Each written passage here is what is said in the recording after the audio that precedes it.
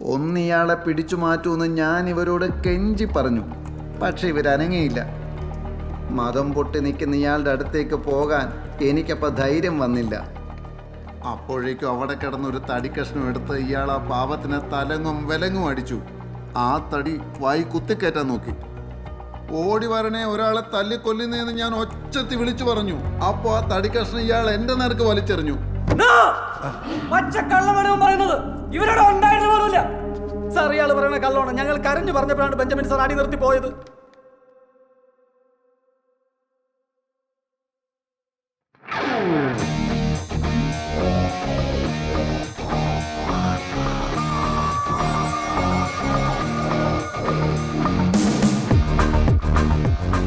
മരണമാണെങ്കിലും ബഹുമാനപ്പെട്ട കോടതിയുടെ മുൻപാകെ ചെറിയൊരു നുണ പോലും ഞാൻ പറയുകയില്ല.